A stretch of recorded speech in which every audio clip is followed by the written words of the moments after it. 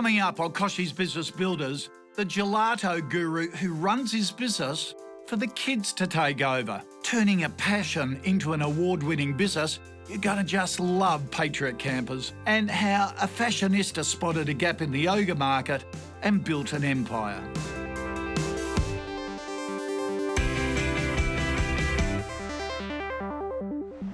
Hey, welcome back to Kochie's Business Builders. We have a great show for you today. Did you know Australia is lagging behind Asia and New Zealand when it comes to innovation, e-commerce and social media? Only 46% of Australian small businesses use social media compared to 96% of small businesses in China.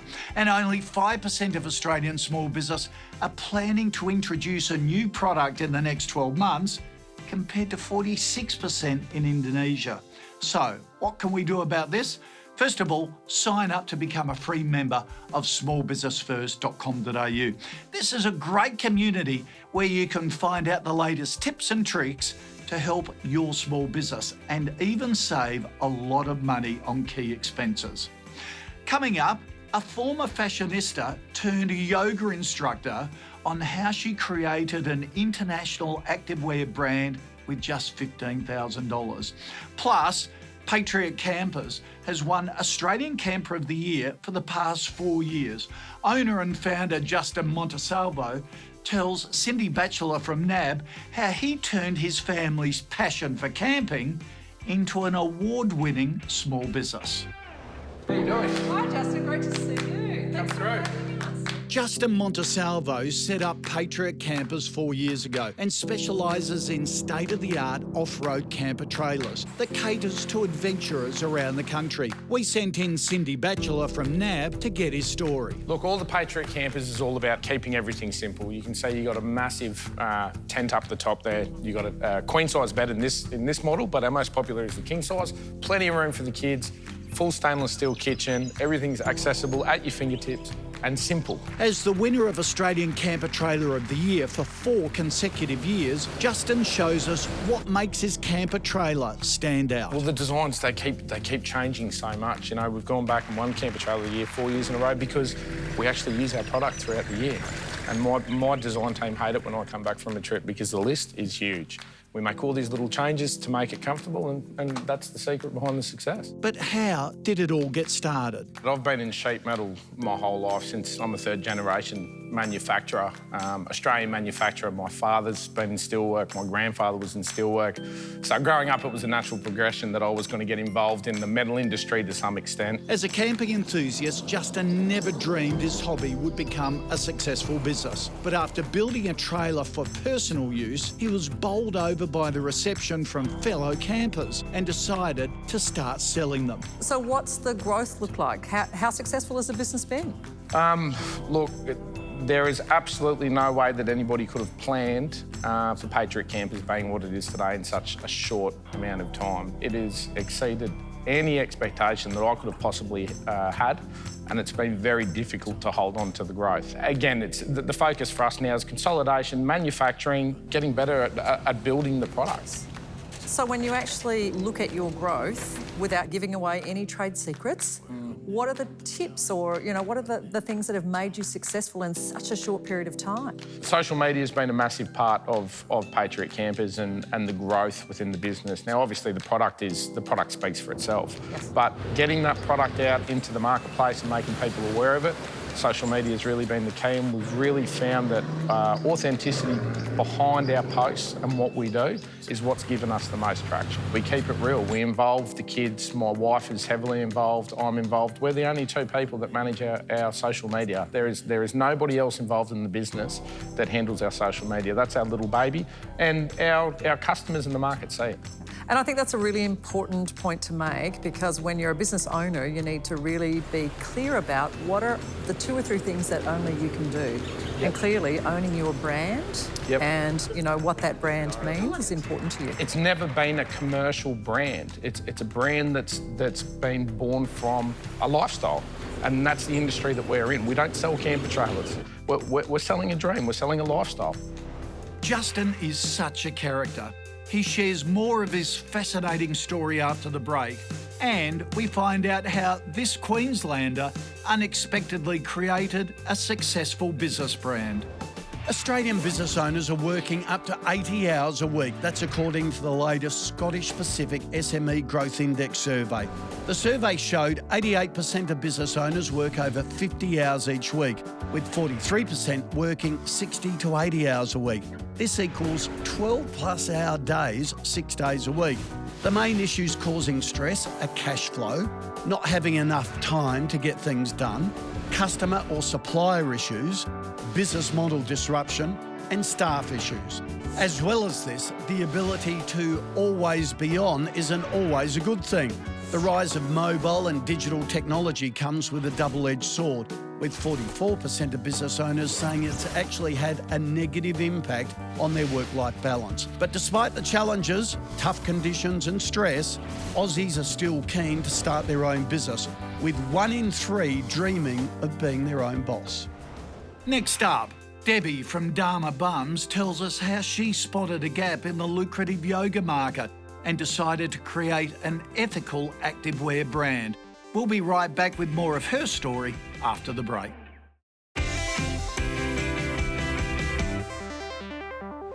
Dharma Bums was founded in 2013 with only 6 pairs of yoga pants in the product range. Just 4 years later, they now sell to 75 countries internationally and have more than 150 products in their collection. This yoga teacher clearly knows what her target audience wants.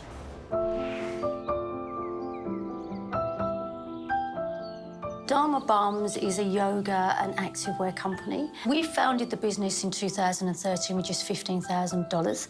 And the company was a result of my own journey in the fashion world and also the yoga world. So I've worked in fashion for many years, and I became a yoga teacher about 6 years ago. I started to look to buy my product in companies that had made the product in an ethical way, couldn't find any, and realised there was a gap in the market, and decided to seize the opportunity. We currently have 2 web platforms, one here in Australia and one in the European market. We sell to over 75 countries internationally.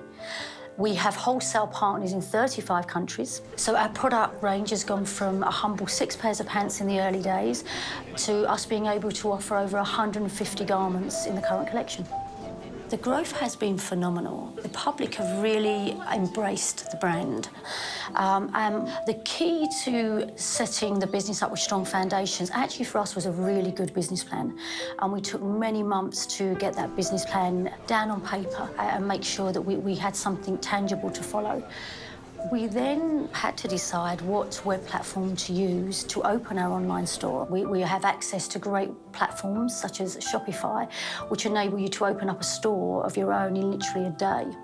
And my partner actually was very involved in that, in choosing the right platform for us. And then we came up with designs. Print was very strong at the time, and we wanted to inject some fun into yoga and activewear. So the company's gone from strength to strength, and actually it's taken us quite by surprise. We have a very unique handwriting. So whether we're designing a printed product or a plain product, it's all in the detail for us. We see every pair of printed leggings as a work of art.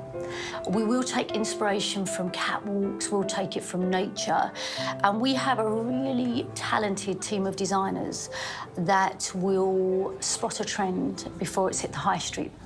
And then we have the benefit of onshore manufacturing, which allows us to spot a trend and get it into our business in 4 to 6 weeks. The challenges around setting up a business remain the same. You have to be nimble, you have to be innovative, and you have to be prepared to take risks and fail, and be able to recover from that and move on to the next day. So one of the biggest obstacles we faced was finding an onshore supply base that could work with us and deliver the production we needed, and also the quality we needed. And that remains a constant challenge for us. We have brought some manufacturing in-house to make sure that we have enough capacity. and we are constantly looking for new manufacturers to be able to scale the business with. The secret for us has been really understanding the markets that we're in and the customer we're servicing, and really listening to that customer, so making changes to our product and our services to make sure we give them exactly what they want from us. It's also about continually communicating a consistent message for all of our social media platforms and customer touch points, so they know exactly what we're doing all the time. And we also use the collateral we gain through Instagram and our social media platforms to re-advertise the product. It's enabled us to have an international reach with very little expenditure. So that's been one of the cornerstones for our success. And also we have some great partners. I mean, the whole of our supply chain, our valued partners. You know, we couldn't do this unless every one of those was on board with the brand. And as an e-commerce company, our courier services are really important to us. We're able to work with partners like Australia Post, which means we can, for about 90% of our domestic orders, we deliver those the next day, which is a great service.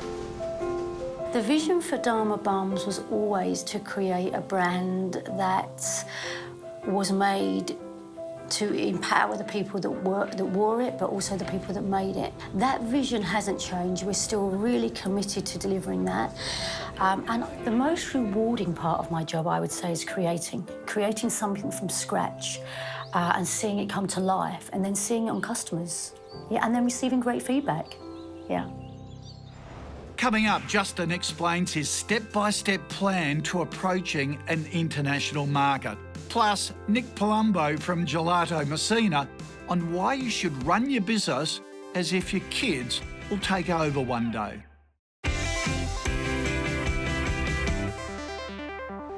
Earlier in the show, we met Justin Montesalvo, founder of Patriot Campers in Queensland. Cindy Batchelor from NAB spoke to Justin about the company's massive growth. So what's next for these happy campers? The opportunities for Patriot Campers are now, look, we've become an influential brand within the market. We've got our eyes set on America. They're an up-and-coming market for overlanding, they call it, which is off-roading that we do in Australia.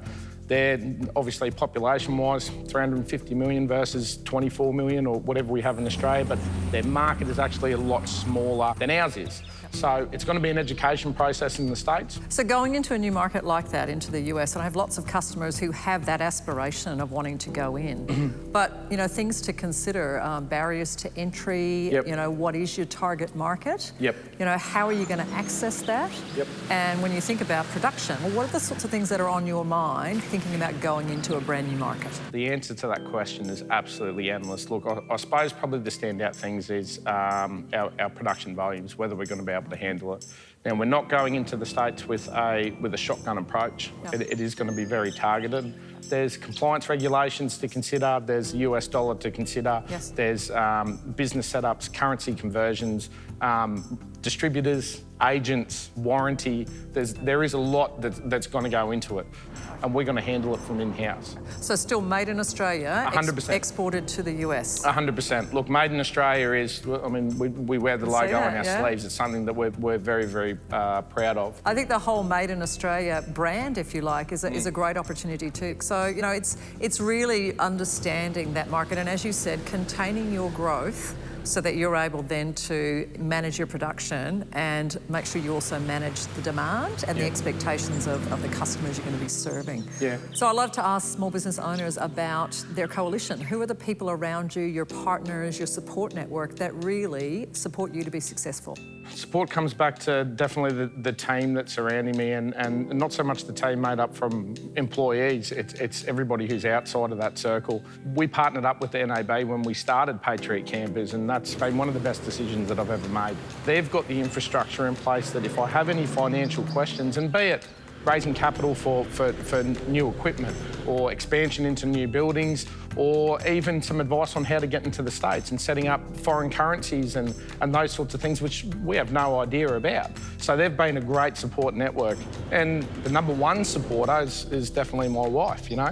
Having somebody there who can keep you on the right path and steered in the right direction, that's what the coalition is made up of.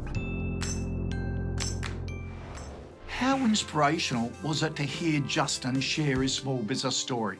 It's fascinating that social media has been a huge part of Patriot Campers' business growth. Justin and his wife have maintained authenticity across the business, and customers are responding.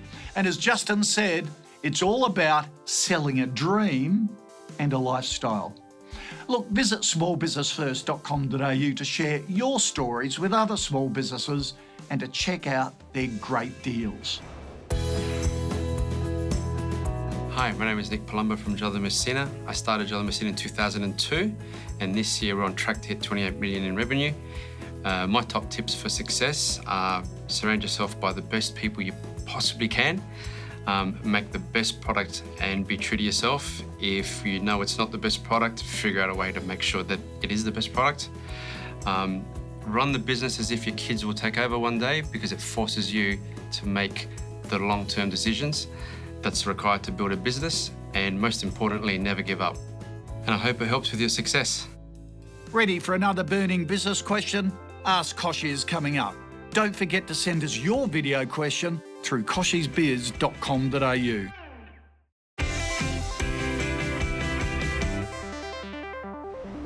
Look, I'm feeling really inspired from today's small business stories. Wasn't it fantastic hearing from Justin, who said his business has already exceeded his expectations? And I love Cindy's advice when she told Justin to always focus on the 2 or 3 things his business does best. I reckon we can all take that advice.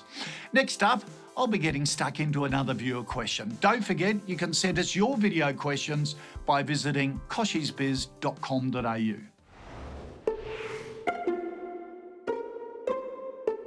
Receiving regular feedback from your customers is important in any business.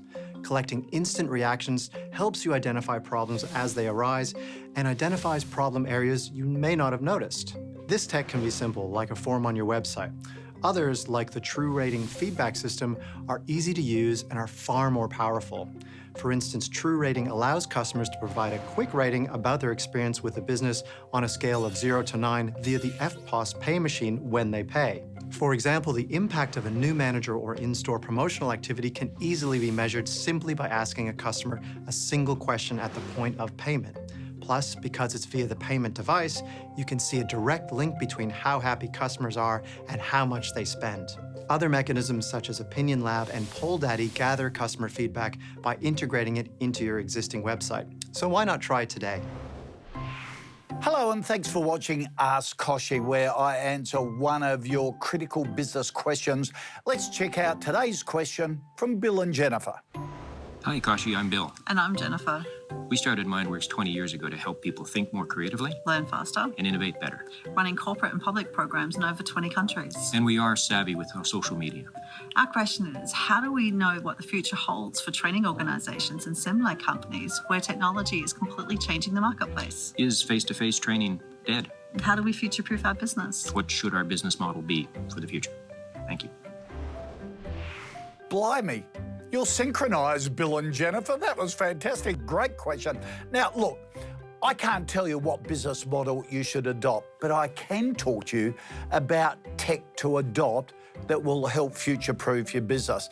Now, your business has been running for almost 20 years, which is a fantastic achievement and one I hope you can reflect and congratulate yourselves on regularly. It is remarkable, so well done. Now, I see that you travel frequently and present at conferences all over the world, which is great.